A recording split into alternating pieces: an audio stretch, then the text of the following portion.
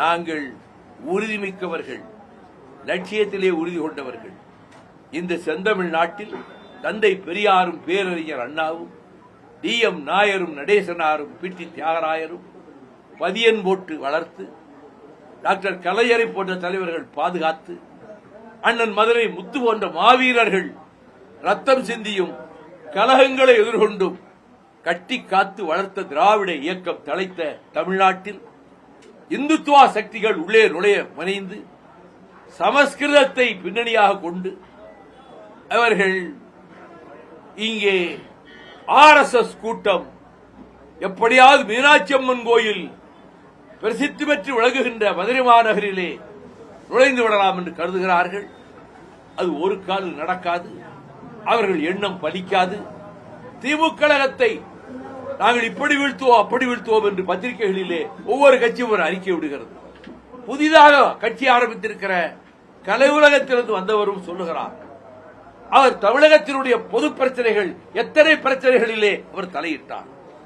தமிழகத்தினுடைய உயிரான பிரச்சனைகளில் எதையாவது எடுத்து அதுக்காக முழுமையாக போராடி அதற்காக போராட்டங்களை நடத்தி நாள் தவறாமல் குரல் கொடுத்து அப்படி ஏதாவது சேவை செய்திருக்கிறாரா? கிடையாது. வெள்ளித்திரையிலே ஜொலித்திருக்கிறார், கலைத்துறையிலே மிளிர்கிறார். நான் தனிப்பட்ட முறையில் அவரை நான் மதிக்கிறேன்.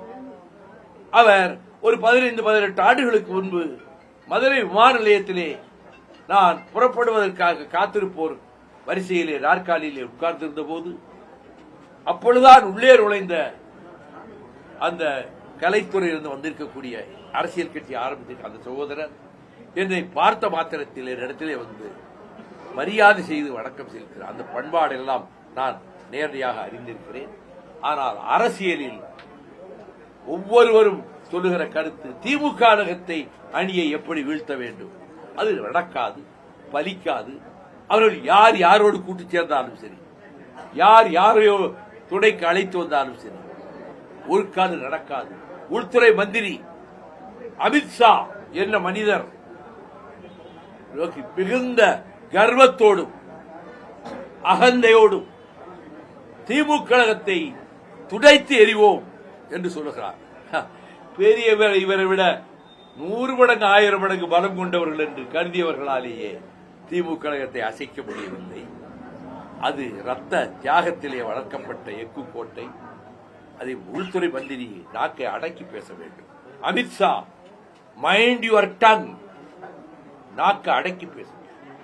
துடைத்தெறிவோம் என்று சொல்வதற்கு எத்தனை ஆண்டு, 75 ஆண்டுகள் கடந்து விட்டது திராவிட இயக்கத்துக்கு. ரத்தமும் கண்ணீரும் வியர்வையும் சிந்தி பாதுகாக்கப்பட்ட அந்த இயக்கத்தை துடைத்தெறிவோம் என்று சொல்வதற்கு உள்துறை அமைச்சருக்கு அவ்வளவு ஆணவமா? ஒரு கால் நடக்காது. நாங்கள் அப்படி பேசுறோமா? துடைத்தெறிவோம், உடைத்தெறிவோம், அடியோடு அகற்றுவோம் என்று சொல்றோமா? கிடையாது. அப்படி சொல்ல மாட்டாங்க. ஒரு கட்சியை மதித்து பேச வேண்டும். ஒரு ஆளுகிற கட்சி 75 ஆண்டு கால திராவிட இயக்க பின்புலம் கொண்ட கட்சியை துடைத்தெறிவோம் என்று பேசுகிற அளவுக்கு வன்மம் இருக்கிறது, வெறுப்பு இருக்கிறது, RSS என்கின்ற கர்வம் இருக்கிறது. ஒரு காலம் இது இந்திய எதிர்த்து வீதியிலே மாணவர்களின் ரத்தம் கொட்டப்பட்ட பூமி இந்த மதுரை. இந்த மதுரையில் தான் காளிமுத்துவும் காமராசும் தியாகராயனர் கல்லூரி மாணவர்களாக இருந்து கொண்டு அரசியல் சட்டத்தை எரித்தார்கள். அண்ணன் முத்து அவர்கள் 1.5 ஆண்டு காலம் சிறையிலே இருந்தார்கள். இந்த மதுரை மாநகரில் ஒடுக்கப்பட்ட மக்களை, பட்டியலின மக்களை, தலித் மக்களை பிரசித்தி பெற்ற மீனாட்சி அம்மன் கோயிலுக்குள்ளே அழைத்துக் கொண்டு போங்கள் என்று ரயில்வே ஸ்டேஷனிலே பார்க்க வந்தவர்களிடம் மகாத்மா காந்தி சொல்லிவிட்டு போக, அன்றைக்கு தலைவராக இருந்த அவர் என்ன செய்வது என்று திகைத்த நேரத்தில் அவர் கலவரம் வரும், உள்ளே தலித்துகளை அழைத்துக் கொண்டு வந்தார் என்ற போது ராஜாஜியிடம் போனார் அவர். அப்பொழுது ராஜாஜி சொன்னார், நீங்கள் உடனே போய் தேவர் திருமகனை பாருங்கள், உங்களுக்கு சரியான பாதுகாப்பு கிடைக்கும். அவர் தேவர் திருமகனை வந்து பார்த்தார். கவலைப்படாம போங்க, அறிக்கை விட்டார். அங்கே மீனாட்சி அம்மன் கோயிலுக்குள்ளே தலித் மக்கள் வருகிற போது அடியேன் தேவரும் உடன் வருவேன்.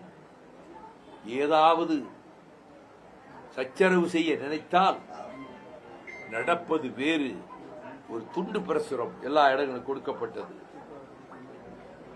வைத்தியநாத ஐயர் தலித் மக்களை அழைத்துக் கொண்டு மீனாட்சி அம்மன் கோயிலுக்குள்ளே போனார். ஒருவன் எட்டி பார்க்கல. தேவருடைய எச்சரிக்கை அது. அவர் சாதிகளுக்கு அப்பாற்பட்ட ஒரு தேசிய தலைவர். அதனால்தான் நான் கிட்டத்தட்ட 50 ஆண்டுகளுக்கு மேலாக பசும்பொன்னுக்கு போய் வருகிறேன். ஜாதிகள் ஒற்றுமையை வலியுறுத்தித்தான் நான் பேசுகிறேன்.